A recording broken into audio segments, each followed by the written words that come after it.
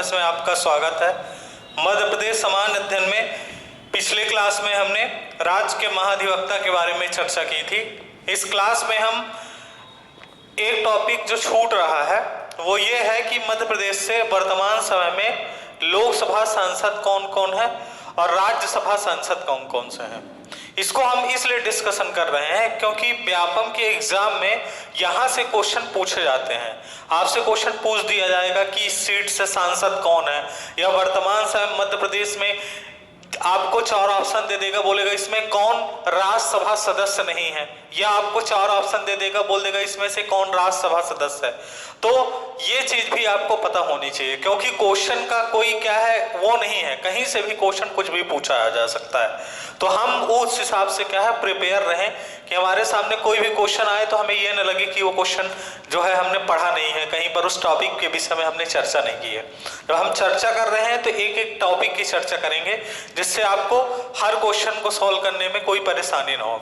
सबसे पहले देखिए लोकसभा सांसद के बारे में चर्चा करते हैं। देखिए मध्य प्रदेश में छत्तीसगढ़ के गठन के पूर्व, मतलब मध्य प्रदेश में अगर बात किया जाए तो 1 नवंबर 2000 के पहले 1 नवंबर 2000 के पहले मध्य प्रदेश में 40 सीटें थी लोकसभा की। ठीक है ना, लोकसभा की कितनी सीट थी मध्य प्रदेश में? 40 लोकसभा सीट थी।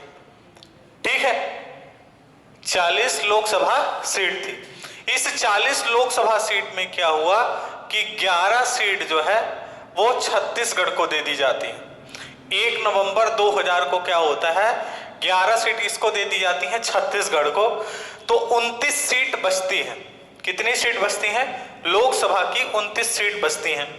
अब इन 29 सीटों में क्या है, 4 सीटें जो हैं वो आपकी अनुसूचित जाति या जिनको हम शेड्यूल कास्ट कहते हैं, और 6 सीट जो है अनुसूचित जनजाति।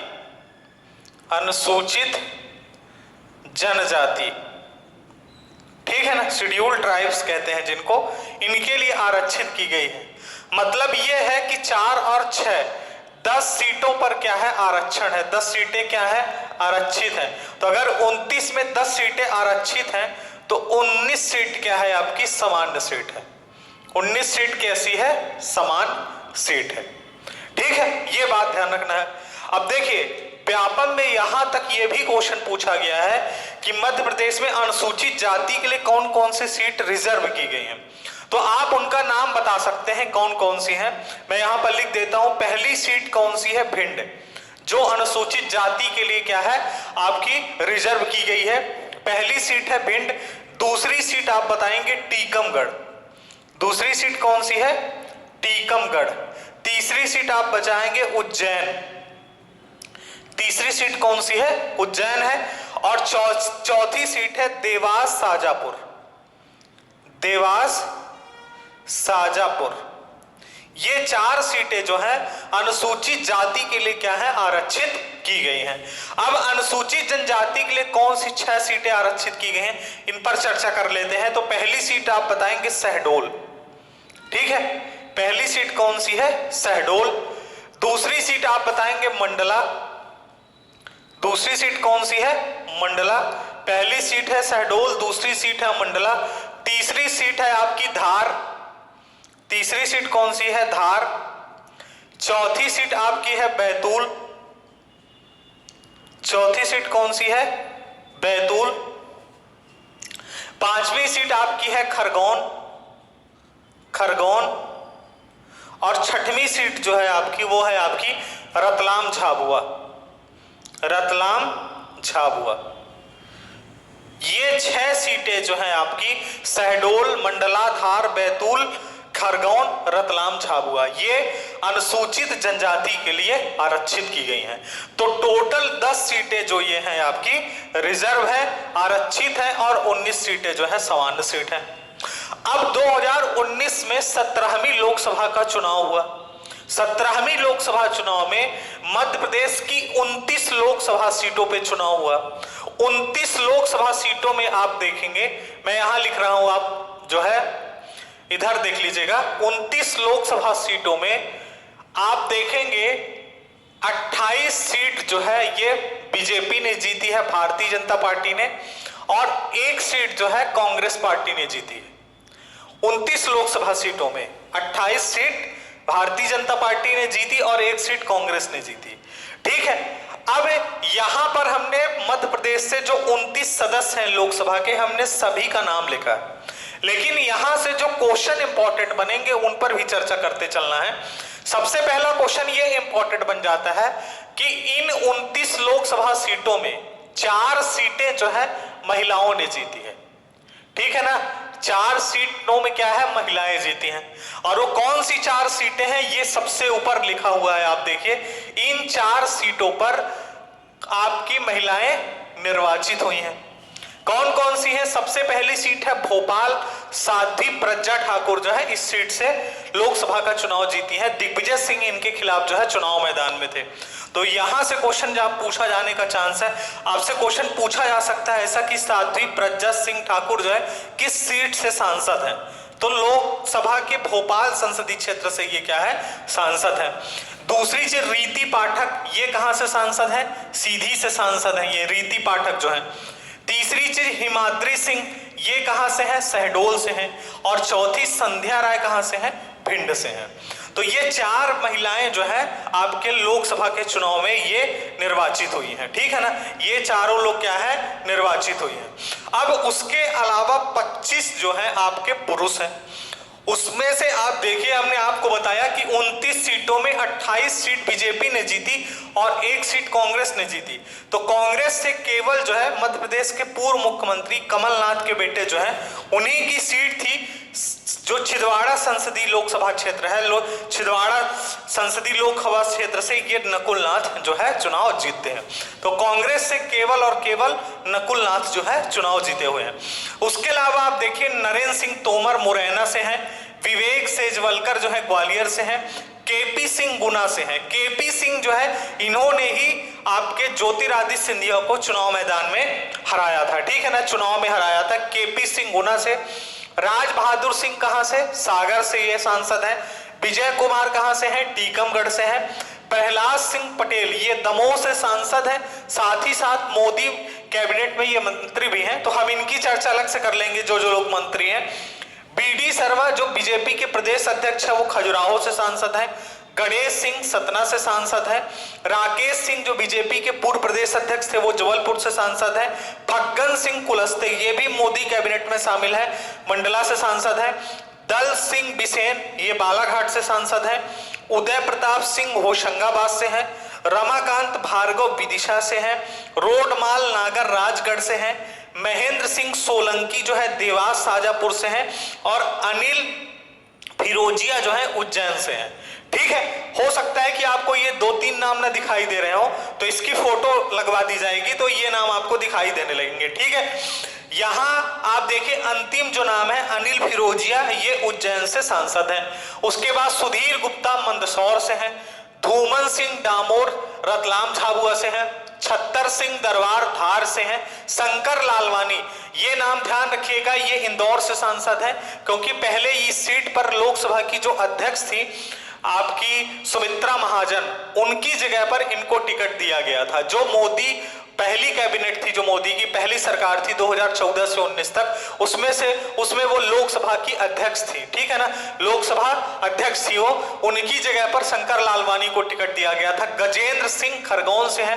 नंद कुमार चौहान जो है ये खंडवा से हैं। दुर्गा दास उइके जो है बैतूल से हैं। जनार्दन मिश्रा रीवा से हैं। और नकुलनाथ जो है छिंदवाड़ा से हैं। ये 29 लोग मध्य प्रदेश की जो 29 संसदीय क्षेत्र हैं लोकसभा के, यहां से वो सब जो है सांसद हैं। तो ये पूरी लिस्ट है, आप इस लिस्ट को एक कॉपी में लिख लीजिएगा और बीच बीच में आप देखते रहिए, इसको पढ़ते रहिए, तो आपको नाम जो है ऑटोमेटिक धीरे धीरे याद हो जाएगा 29 में से। ठीक है ना, और ये ध्यान रखना है कि 4 महिलाएं जो है ये सांसद चुनी गई हैं। ठीक, अब राज्यसभा की चर्चा कर लेते हैं कि राज्यसभा में क्या स्थिति है मध्य प्रदेश की। आप अनुसूचित जाति के जो सीटें आरक्षित की गई हैं, इसको ध्यान रखिएगा। भिंड, टीकमगढ़, उज्जैन, देवास, शाजापुर और अनुसूचित जनजाति के लिए शहडोल, मंडला, धार, बैतूल, खरगोन और रतलाम, झाबुआ। ठीक है, अब राज्यसभा में देख लेते हैं कि राज्यसभा की क्या पोजीशन है।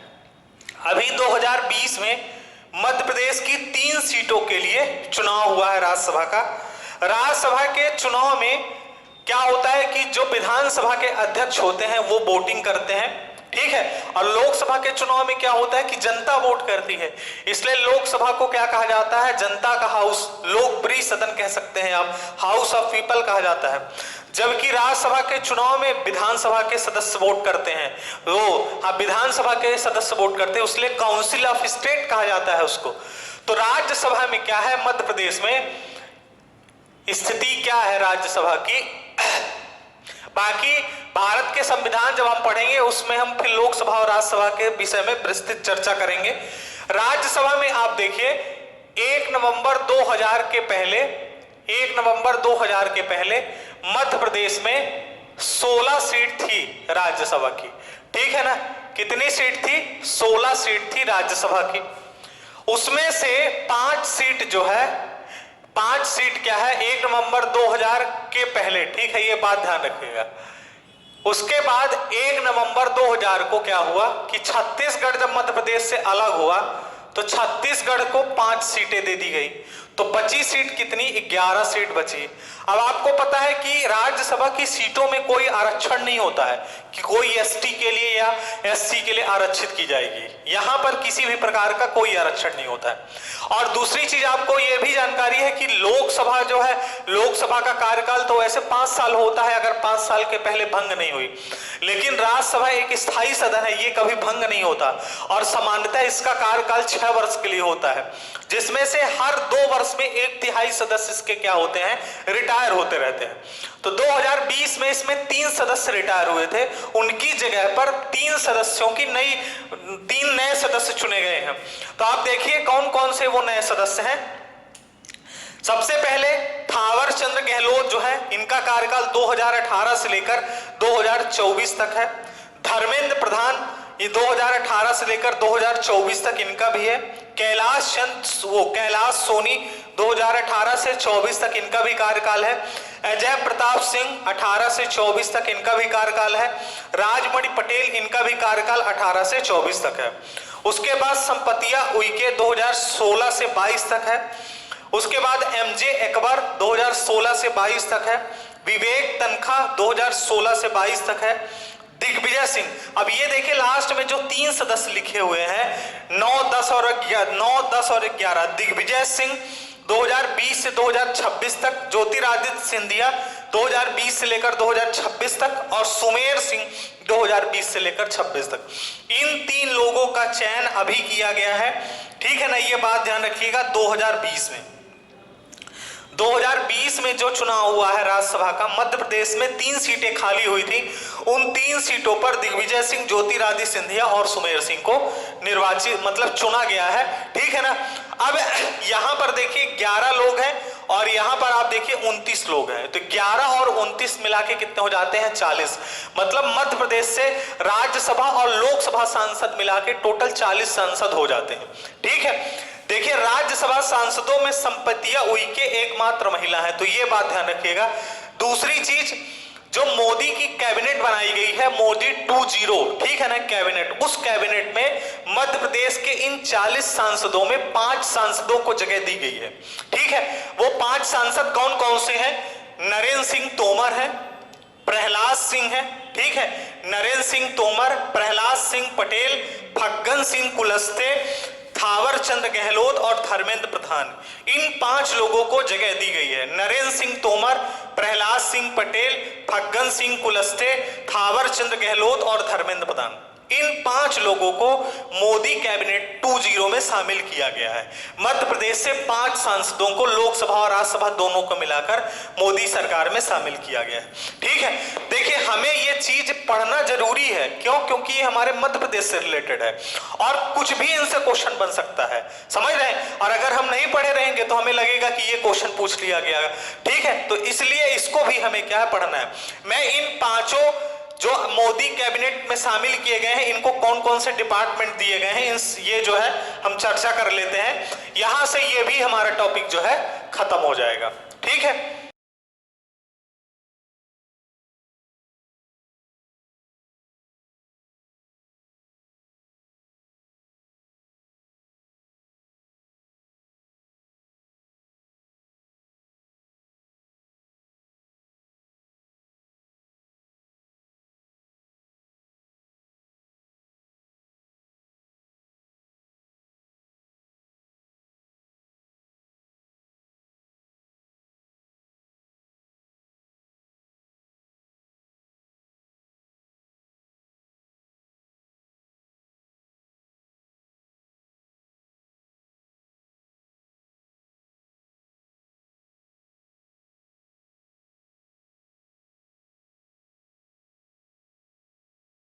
ठीक है। देखिए ये 5 मंत्री जो है मध्य प्रदेश से शामिल किए गए हैं मोदी गवर्नमेंट 2.0 में।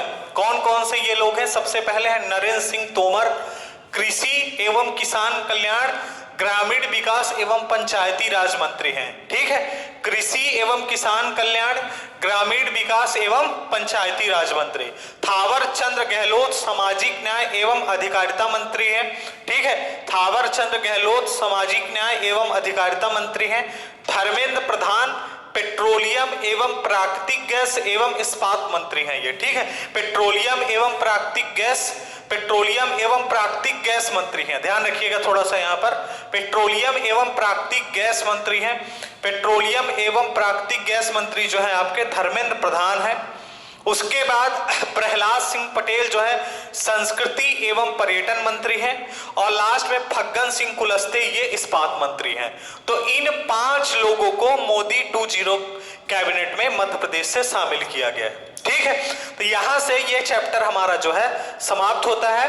नेक्स्ट क्लास में हम क्या करेंगे कि मध्य प्रदेश की प्रशासनिक संरचना जो है उस पर चर्चा करेंगे। उसके बाद मध्य प्रदेश में जो न्यायपालिका है, न्यायपालिका पर चर्चा करेंगे। उसके बाद यहां से हमारा चैप्टर जो है ये मध्य प्रदेश की जो राजनीतिक व्यवस्था है वो जो है समाप्त हो जाएगी। ठीक है, धन्यवाद।